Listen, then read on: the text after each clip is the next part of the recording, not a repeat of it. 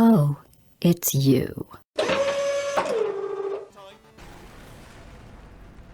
Hi everyone, and welcome to the first video on the channel, where today I'll be talking about the aspects of Portal 2 that I feel just don't get enough credit. When I was thinking about what video I should do for the first one, my brain automatically jumped to my favourite video game series of all time, Portal. I mean, from the level design to the game mechanics, it is truly a masterpiece, and don't even get me started on the music or hiring Stephen Merchant to voice Wheatley. I mean, that was just utter genius. But there are a couple of areas in this game that I don't feel get as much recognition as they deserve, so I wanted to create a short video essay on these particular areas and create a discussion around it. And as always, these are just my opinions, so if you agree, disagree, put your thoughts down in the comments and let's have a discussion. When I was deciding on what aspect of Portal I should make a video about, it dawned on me that the story always gets a lot of praise, and don't get me wrong, it is really well done and I thoroughly enjoyed it.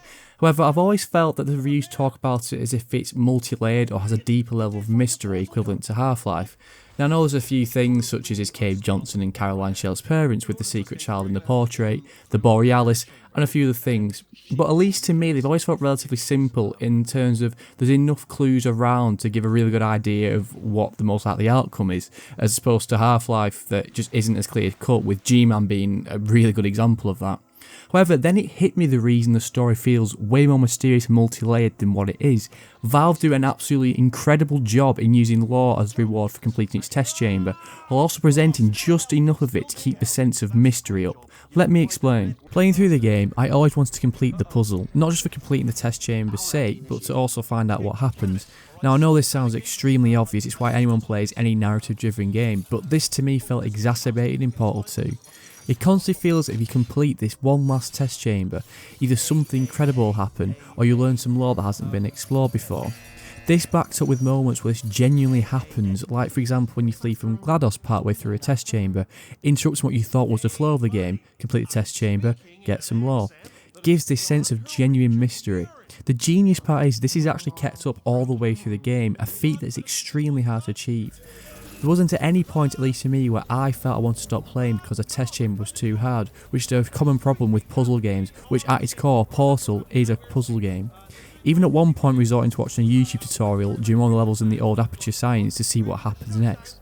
Sure, there are parts that are slower and not quite as well paced, but even when the game did feel like that, I still thought, let's get this done with to see what happens. It never made me want to stop playing the game altogether. Combine this with incredible level design, using tricks to make the level and general world feel much bigger than it actually is, a ruined science facility that is the quintessential setting for mystery, and finally a multiplayer campaign that we actually find out during it that the parts of the facility we've explored is only half of the total facility, and this all culminates in a constant sense of mystery and never quite knowing what you might come across, as a sense of scale for the world is huge. And on a side note, the old Aperture Science section was really clever in that it shows there is literal decades of unseen Aperture Science experiments, again adding to the sense of world scale while also allowing for opportunities for more Portal games, which on a side note, we've got to talk about Aperture Science desk job. You can't make a tech demo that good and also some weird car insurance commercial that's Portal themed after over a decade of nothing and say you're not developing a third game. Come on Val, give the fans what they want. Anyway, back on with the video. This culminates in a sense of mystery and wanting to complete sections of the game that few games have made me feel, and I don't think this aspect of Portal gets enough credit.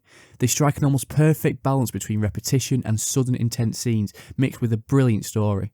By having sections of the game where you complete test chambers in succession to the point of almost boredom, it sets the player's expectations that this is how the game will play, so when something interrupts that flow it has an immensely bigger impact, like as mentioned when you escape GLaDOS in Portal 2, or perhaps more amazingly the companion cube in Portal 1.